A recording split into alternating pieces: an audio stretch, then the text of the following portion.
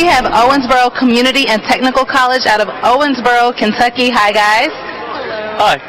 Isaac, can you tell me a little bit about your Rover? Most of the time we see them back-to-back. What made you guys go with this side-to-side driver orientation? We figured it'd be easier for the drivetrain to be able to go just straight forward instead of having one person pedal backwards and figure out if they could pedal forwards how to do that. We just figured this is the simplest way in a compact package, not getting stretched out and so. Can you tell me a little bit about the challenges that you guys faced when designing this Rover and creating it, Katrina? Well, we didn't really face too many challenges. We kind of changed up a lot of the frame, and we used all steel this year, and last year it was all aluminum, the wheels were. What has been your favorite part of the Rover so far? Just everything about it. It's just been an incredible experience from the designing to the making of this, to coming here and just seeing all the teams here, just being able to look around. It's almost like a car show or something. You just get to check out everybody's designs and the cool stuff they have on there. So, have you seen any other schools that just really, really impressed you with their Rover design? I did see one that looked like they had feet on there, like it was legs or something. That was wild, I'm telling you. All right, guys. Well, good luck. Back to you in the booth. The will to compete is strong with Monterrey out of Mexico. The entire team just carried their Rover across the start-finish line.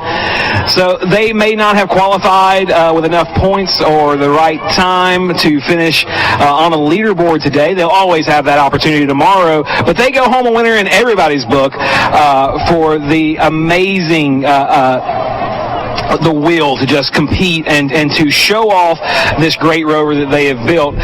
So as Owensboro Community Technical College is setting on the start-finish line, we have a member of their team, Samuel, with Morgan.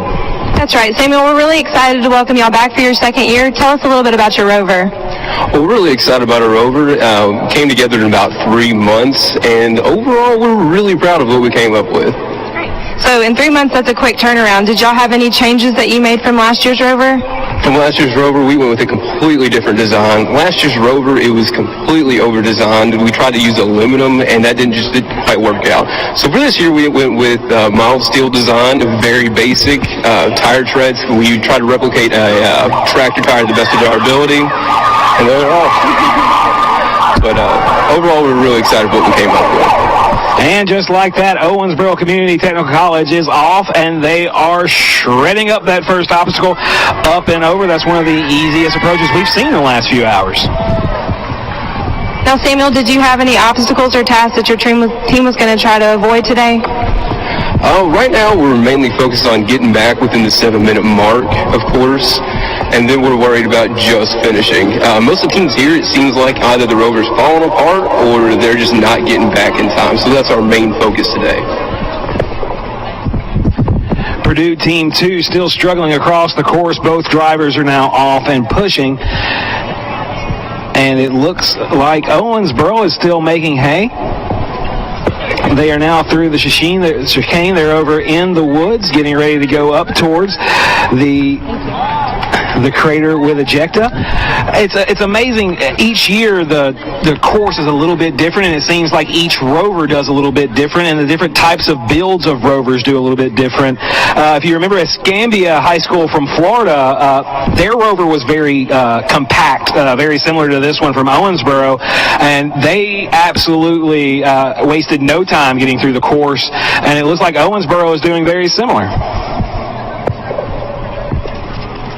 All right, they're down the slide hill, getting ready to go up the big one. A little bit of a wiggle there. They make it about 3/4 of the way up, and they're digging. Looks like the front wheel came off the ground a little bit there.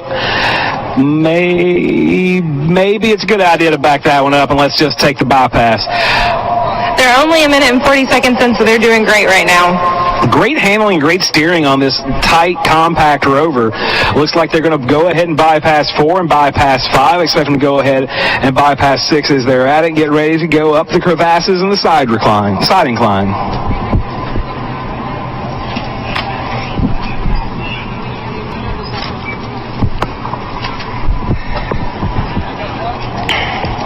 So they do bypass 6. They're making pretty good time now, just over 10 minutes, or 2 minutes. 10 minutes would be a completely different story. They're going to go the long way around the bypass for the instrument deployment. Like we said earlier, the instrument deployment is the most valuable of the tasks. They're not going to attempt that one either. They're just going to keep on coming. Looks like they're very interested in getting home in under 6 minutes, and who can blame them? That's the best way to get on the leaderboard so far today. They're up over the bouldering rocks and down. So that was a very easy task there for Team 46, Owensboro Community College. Next up will be the side incline. This looks, you know, with a rover that wide, I thought it was going to be difficult, but they're up and over with no problem whatsoever. Now they'll make their way to the lunar crater. A lot of teams have been bypassing the lunar crater, but Team 46 is going to stick right in there, and we're going to stick with them to see if they do attempt the task and plant the flag. We know how much Caitlin has been begging each team to do that today, so let's see if they do. We do have another team here on the start line, and we'll toss to them very shortly, but let's see if they are going to attempt the task. And they roll right on through. Caitlin, I'm so sorry. Owensboro is making great time, though, and we're going to throw it down to the start line where we have... All right, so we're back here with Owensboro, 46, still making good time through the course. They're just now coming up on 5 minutes since we saw them last. Okay, it looks like they are probably coming up to obstacle 12 or 13, I would have to guess. They're making good time. They are still well within the means to reach the reach the finish line in the next minute and 45 seconds. They are going to bypass task 5 and keep rolling. They're going slightly downhill, and they hit the tilted craters and come off course just a little bit. And they're trying to correct that, Brian, without getting out of their rover. Yeah, definitely. If they get off the rover, the most points that they can accrue at that obstacle is 1 point. It looks like here they're going to attempt to do for the 4. They're going to get off. So they will get 1 point for attempting that one. I'm going to push back a little bit. And this is an absolutely grueling task. I'm tired just watching, and I haven't done anything today. So it's amazing what these drivers are able to do. Not only do they build these amazing rovers from the ground up, but then they get out here and drive them around over some of the most ridiculous obstacles you can imagine. And the fact that they're still doing it at 6 minutes and 13 seconds, they have 2 obstacles to go, and it looks like we may have another team make it up on the leaderboard.